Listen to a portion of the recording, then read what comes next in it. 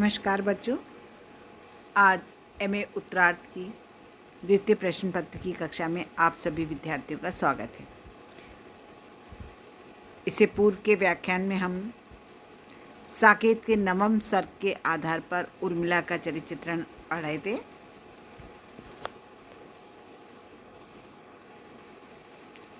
कुछ आवश्यक बिंदुओं के आधार पर उर्मिला के चरित्र को चित्रित कर रहे थे हम, जिसमें सामान्य विरहणी, आदर्श गृहिणी, सहृदया, आशावती और सौंदर्य का भंडार। इसमें दो सामान्य विरहणी और आदर्श गृहिणी हम लोग कक्षा में डिस्कस कर चुके थे। आज तीसरा पॉइंट मैं लेती हूँ, सहृदया। देखिए, जिस समय व्यक्ति व्यथित होता है, व्याकुल होता है, वेदना में घिरा हुआ होता है, तो वह व्यक्ति सहृदय हो जाता है, क्योंकि वेदना, दुख, अकेलापन व्यक्ति को सहृदय बना देती है। दूसरों के प्रति उसके हृदय में करुणा का अपार पारावार तरंगित होता रहता है। वह अपने दुख को भूलकर दूसरों के दुख से अधिक द्रवीभूत होता है। यह दूसरों के दुखों को बांटने का और उन्हें सुखी देखने का निरंतर प्रयत्न करता रहता है। उर्मिला को भी उसकी वियोग वेदना ने बहुत ही सहृदय बना दिया था।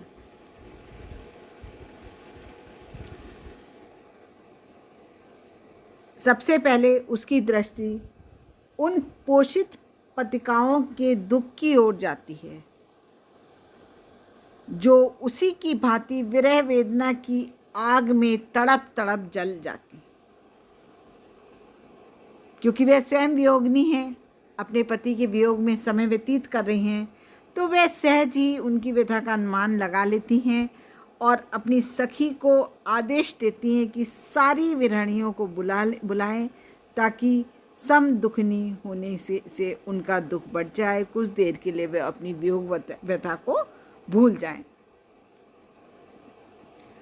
सखी से कहती हैं, पोषित पतिकाएं हों जितनी भी सखी, उन्हें निमंत्रण देया, सम दुखानी मिले तो दुख बटे, जा प्रणय पर सर ले आ।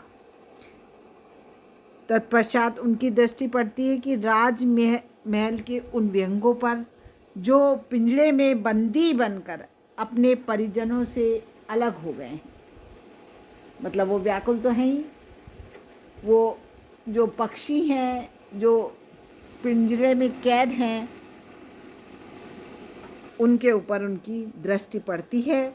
उन्हें देखकर भी उनका हृदय करुणा से भर जाता है और वह ये सोचती हैं कि अब तो ये बेचारे उड़ना भी भूल गए हैं, उनके परिजन उन्हें भूल गए हैं, अतः इन्हें यदि मुक्त भी कर दिया जाए तब यह इनके प्रति निर्दयता का ही व्यवहार हो। विहग उड़ना भी यह हो बद भूल गए, यदि अब इन्हें छोड़ूं तो और निर्दयता दए, परिजन इन्हें भूले ये भी उन्हें सब हैं बहे, बस अब हम ही साथी संगी सभी इनके रहे।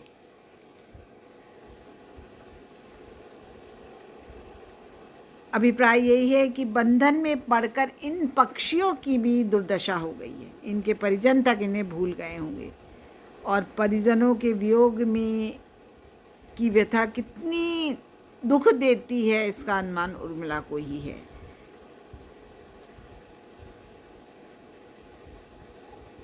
उनकी सहृदयता का क्षेत्र धीरे धीरे अत्यंत ही व्यापक होता जाता है।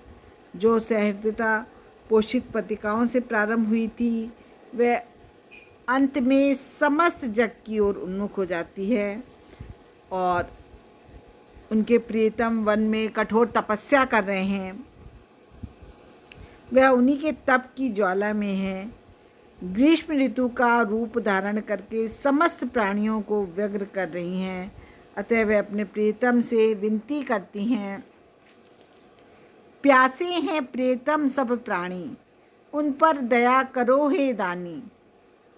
इन प्यासी आँखों में पानी, मानस कवि न रीतो, मन को यूं मत जीतो। इस प्रकार उर्मिला की सहृदयता और तजन्य करुणा की भावना केवल उन्हीं तक ही सीमित नहीं रहती, वरन वे संपूर्ण जगत को इसमें घेर लेती हैं।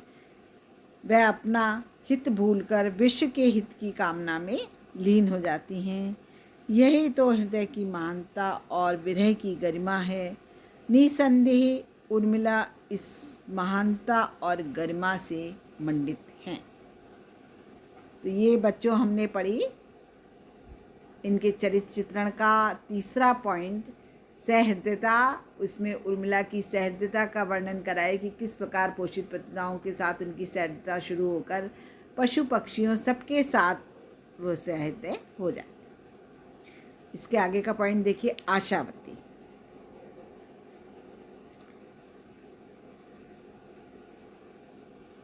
दुख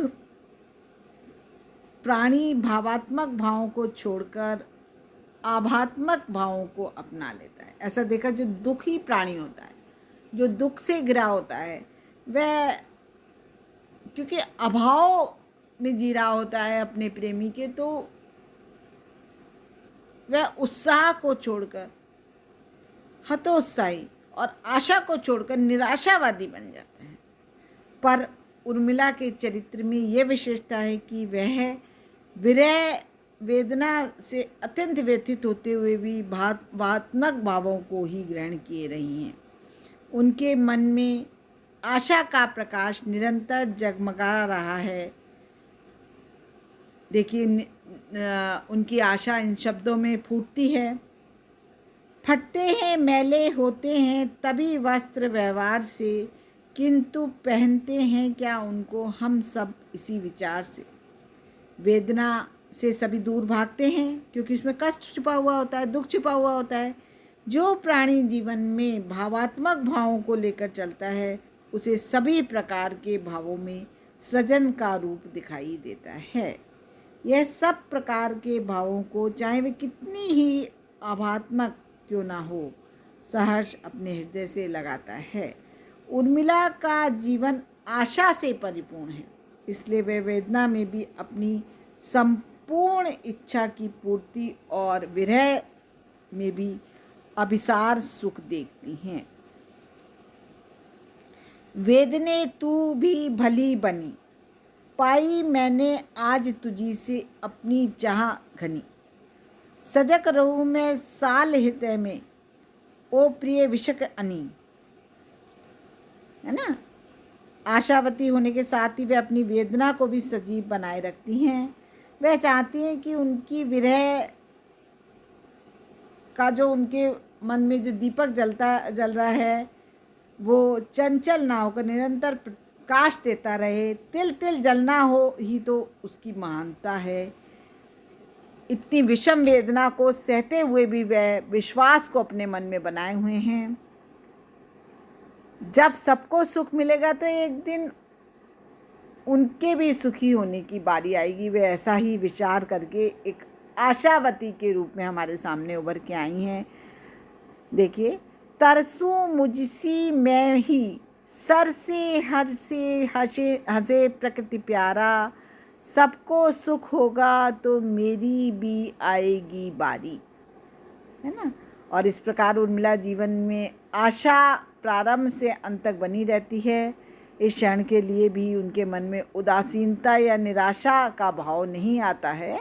आशावती के रूप में वे हमारे सामने आई हैं। और अब अंतिम जो पॉइंट है वह हमारा बिंदु है सौंदर्य का भंडार। तो ये तो पहले भी वर्णित किया है कि उर्मिला अपूर्व सुंदरी हैं, इसलिए कवि उनके प्रथम दर्शन से ही अपार सौंदर्य को उद्घाटित करते हैं। राज प्रसाद में प्रांगण में अरुण पट पहने हुए वे ऐसी प्रतीत होती हैं जैसे साकार उषा ही प्रकट हो गई। इसकी कांति की किरणें सारे प्रकाश प्रसाद में, सारे महल में विकीर्ण होकर उसे प्रकाशित कर रही हैं। इस सोने की सजीव प्रतिमा को गढ़कर मानो ब्रह्मा जी ने अपनी कला कौशल की चरम सीमा दिखा दी है। कवि के सुंदर शब्दों में देखिए, अरुण पट पहने हुए आह्लाद में, कौन ये बाला खड़ी प्रसाद में, प्रकट मूर्तिमयी उषा ही तो नहीं, कांति की किरणें उजेला कर रही, यह सजीव सुवर्ण की प्रतिमा नई, आप विधि के हाथ में ढली गई। इसका संपूर्ण शरीर का प्रत्येक अवयव अपूर्व शोभा से मंडित है। उनके नेत्र हीरकों में गोल नीलम से जड़े हुए, उनकी सुंदरता का वर्णन कवि ने स्थान स्थान पर किया है। वस्तुतः ये कहा जा सकता है कि उर्मिला के चरित्र में कवि ने वे सभी गुण एकत्रित कर दिए हैं जो एक आदर्श भारतीय गृहिणी में होना चाहिए। ये आज व्याख्यान यहीं पर समाप्त हुआ बच्चों। उर्मिला का चरित्र चित्रण हमने पढ़ा, कुछ महत्वपूर्ण बिंदुओं के आधार पर उनके चरित्र की विशेषताओं को हमने यहाँ पर वर्णित किया। धन्यवाद।